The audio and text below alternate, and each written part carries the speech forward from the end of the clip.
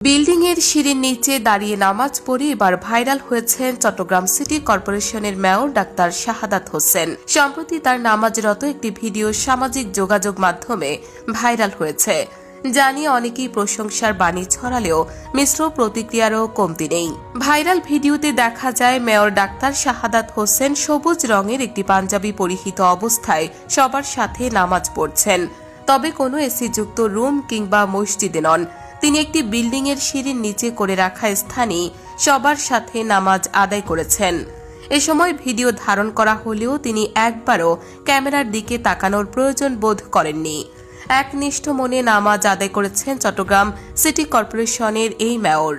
ভিডিওটি সামাজিক যোগাযোগ মাধ্যমে ছড়িয়ে পড়লে একাংশ মেয়রের সাধারণ চলাফেরার প্রশংসা করলেও অনেকে মনে করছেন সম্প্রতি একই কারণে ভাইরাল হওয়া সেনা প্রধানকে অনুসরণ করিয়ে এই কাজ করেছেন তিনি। মন্তব্যকারীদের একজন লিখেন, এটা কোনো মসজিদের নিচেরই সিঁড়ি হবে, দেরিতে যাওয়ার কারণে ভিতরে স্থান না পেয়ে বাইরেই নামাজ পড়ছেন।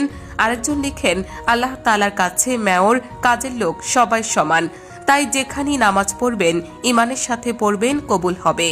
তবে অন্য একজন নেটিজেন কমেন্ট বক্সে লিখেন, সেনা প্রধানের ইমামতি ভাইরাল হতেই এখন সবার নামাজের ভিডিও ভাইরাল হচ্ছে।